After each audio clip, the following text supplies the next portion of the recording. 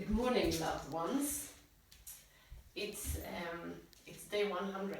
We've been in this yoga challenge now for 100 days, and I wanted to tell you a little bit about me because I realized that some people are curious.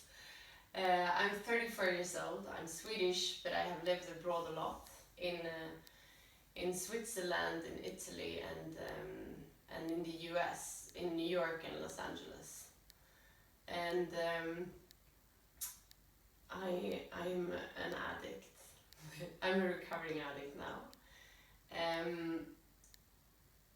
And I think I've been a bit lost my entire life. I had a really bad confidence. I wanted to be who the person that I met, wanted me to be, or I thought they wanted me to be.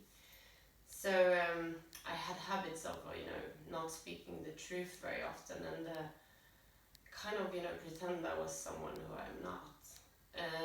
Also with the career choices and things like that. But a few years back, I got sober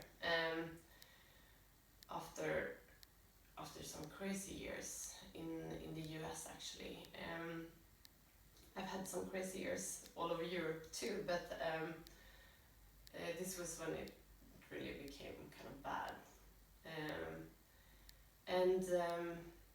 And since then I've been in this 12-step program of recovery from addiction, and I've learned so much about myself from that program.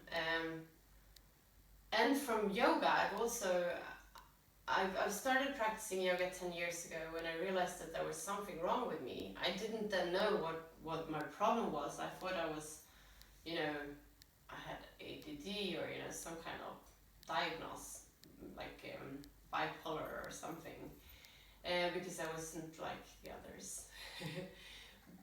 So yoga helped me a lot to control my mood swings, and I had like this, kind of feeling in my chest that I had to be somewhere else. I had to do more. Like there was nothing that was enough for me. Like I was never satisfied with where I was, who I was, or what was going on. I always wanted more or something else. Like I was chasing, some kind of satisfaction that never ever appeared. And sometimes it did when I was on the mat. So I stopped drinking alcohol like for 2 years when I was 26, and then I got addicted to yoga. I got that's like 8 years ago. That's when I started teaching yoga and do my teacher trainings, and I was like addicted to math.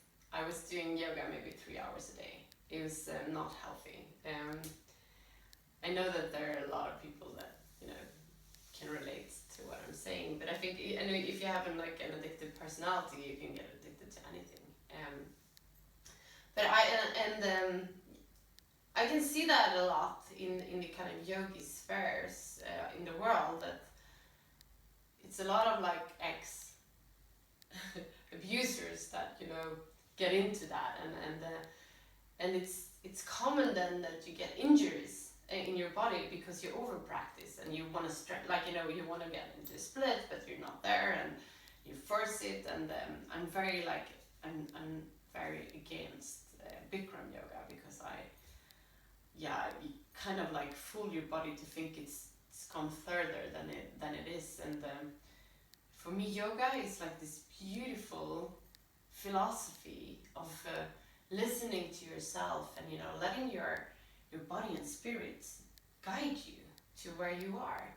So that's when this idea awoken in me. Like I was in Los Angeles this fall to make some amends, and I hated Los Angeles, and now we're kind of friends. But I got this idea then, that I've been looking for something new to do. I was in marketing and advertising before, and then I was thinking of maybe studying something else, like design or somewhere there. But then I just got this insight. I am a yoga teacher, and I've been teaching for a long time, and I've been in branding, and why don't I do something with that? And I also in the 12-step program, there's something called the morning routines. where you like every morning you wake up and you think of what you want to do of this day, and you know, you pray and you meditate, and it's one of the most beautiful routines I've ever had in my entire life. But I'm like a very undisciplined, you know, addict. So sometimes it's hard for me to follow that routine. I can kind of, you know, slide away from it. And then I was thinking, if I add some yoga to it and share it with other people, we can get disciplined together. So that's actually how this idea was born. And then, fortunately, that night I was seeing like a huge Hollywood producer in LA who's a great friend of mine, and I was speaking with him about the idea, and they got, you know, they thought it was a brilliant idea, so we did like a pilot for it. And I still haven't received that edited version. So I realized that if I am to do this, it has to be super easy. So that's when I checked out, you know, tech for the mobile camera, and bought this like little lens and microphones, and I got my own little studio thing going. That is very easy because then I actually do it. And I have to tell you guys, like, since I've started this, I started in December, but you weren't invited until January because I had to get a little bit of a hang of how to film and how to do it. And I also had the technology. But since then, I made some major changes in my life. I'm no longer with the job I was with. I'm following my dreams. I'm not gonna tell you too much about my dreams yet, but I will include you later on, and things are getting there. But you know, I don't want to jinx it. So when everything is done, you know, I'll let you know what that is. And since I started to do the right things and do them like a little bit every day, and that's also why I'm with the yoga practice we do together, I want it to be a lot of focus on the breathing, a lot of focus on the meditation, and not, you know, of course we do the asanas, but that's not a major part. And also repetition, because when we repeat things, our body, it transforms into our muscles' memory. So for example, for 2 years when I was in the US, I couldn't practice yoga because I didn't connect. It was awful. After, you know, having been so into it, and then I was abusing a lot of alcohol, and it was awful to be on the mat. It was that's when I realized that I was like far out, and I didn't want to realize that because I wanted to be in that. So, and then I met my guru, and I spoke to him about that. I was like, I've been, you know, smoking, I've been drinking, I've been doing some drugs, and I was so ashamed because, you know, he put so much energy into teaching me, you know, this beautiful philosophy, and I just, you know, fucked it up. And he told me something that was one of the most beautiful things I've ever heard. It's like, yoga is about forgiving, Malin.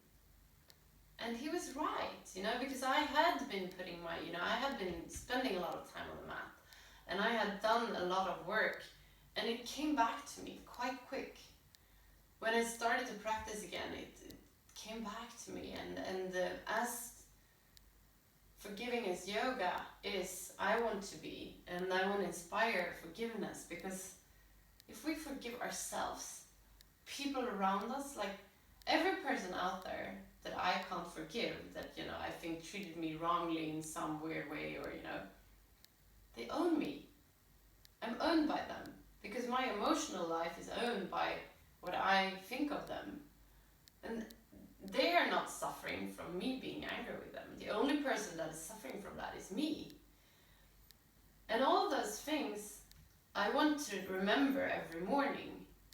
And that's why I share this with you.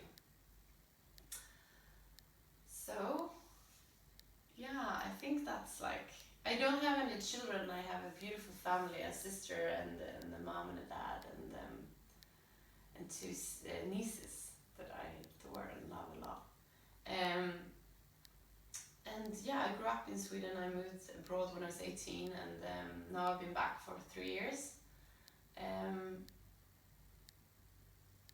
think that's kind of me.